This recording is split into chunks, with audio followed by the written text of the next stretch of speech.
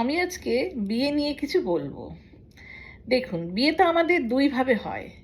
এক, arrange marriage, আরেক রকমভাবে লাভ ম্যারেজ। তো লাভ ম্যারেজে কি হয়? লাভ ম্যারেজে কিন্তু ভালোবাসা তো কিছু দেখে হয় না, ভালোবাসাটা অটোমেটিক্যালি হয়ে যায়, প্রথমে হয়ে যায়। ভালোবাসার ক্ষেত্রে অর্থাৎ লাভ ম্যারেজের ক্ষেত্রে কিন্তু কেউ ওই বাড়ির লোক কেমন, বাড়ি ঘর কেমন, এইসব কিন্তু প্রথমে কেউ দেখে না। অর্থাৎ ভালোবাসা হয়ে যায়, তারপরে আর কি, তারপরে কেউ দেখলো কি না দেখলো, বিয়েটা হয়। কিন্তু অ্যারেঞ্জ ম্যারেজের ক্ষেত্রে কি হয়? অ্যারেঞ্জ ম্যারেজে আমি বিশেষত মেয়েদের কথাটাই বলছি। অ্যারেঞ্জ ম্যারেজের ক্ষেত্রে ছেলের পাত্রপক্ষে তো দেখা হবেই, পাত্রকে, প্লাস পাত্রপক্ষের বাড়ি ঘর কেমন, তার বাবা মা বা কীরকম পরিবারটা, ফ্যামিলি কেমন, এ সমস্ত কিছুই দেখা হয়। কিন্তু দেখুন, আবার লাভ ম্যারেজের ক্ষেত্রে কি হয়? লাভ ম্যারেজের ক্ষেত্রে এসব কিছুই হয় না। এখানে প্রথমেই লাভটা হয়ে গেল, তখন তো ভালোবাসা তো আর এসব দেখে শুনে হয় না যে ছেলেটা কি করে বা ছেলেটার বাবা মা কেমন, বাড়ি ঘর কেমন, এসব তো দেখে হয় না, লাভ হয়ে যায়, তারপরে যাই হোক। তো লাভ ম্যারেজের ক্ষেত্রে কি হয়? মেয়েটাকে আর কি, যে মেয়েটা লাভ ম্যারেজ ভালোবাসলো, তার যখন বিয়ে করতে যাবে, সে বাড়িতে বলল, তো বাবা মা হঠাৎ কি বলে যে দেখো, তুমি কিন্তু পছন্দ করেছো, এটা কিন্তু আমাদের আর কোনো দায়িত্ব নেই, সব কিছু তোমার, কিছু হলেই কিন্তু আমাদের কোনো দোষ দিতে পারবে না, তাই না? আমাদের কোনো দোষ দিতে পারবে না, কিছু হলে তোমার দায়িত্ব, তুমি পছন্দ করেছো, তোমার দায়িত্ব। তো এই ক্ষেত্রে কি বলা হয়? বাড়ির লোকেরা মেয়েটাকে কি বললো, যে কিছু হলে তোমার দায়িত্ব, তুমি ভালোবেসেছো, তুমি বুঝেছো, তোমার ওপর ডিপেন্ড করবে সব।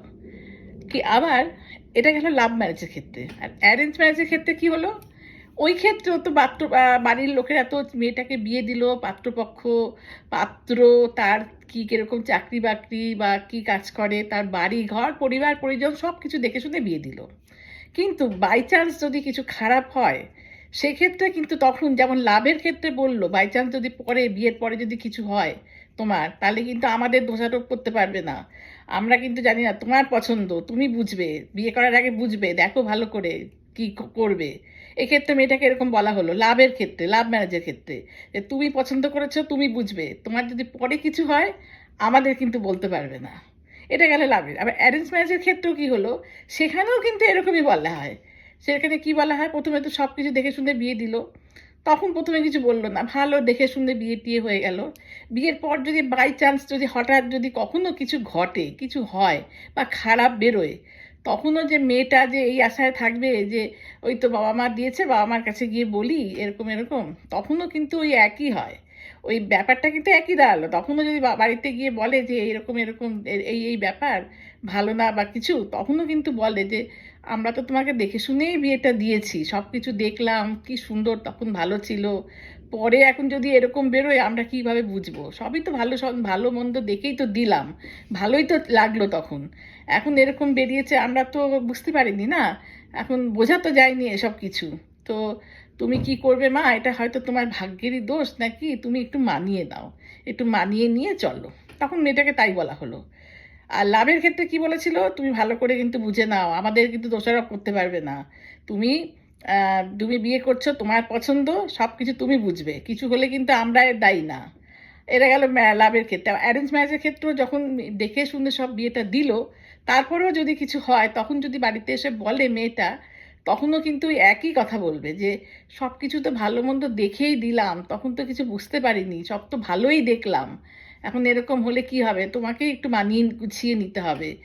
তখন মেয়েটাকে মানিয়ে গুছিয়ে নেওয়ার কথা বলা হলো। তাহলে আলটিমেটলি তো দুটো একই দাঁড়ালো। লাভের ক্ষেত্রেও বললো যে তুমি বুঝবে, তুমি তোমার পছন্দ।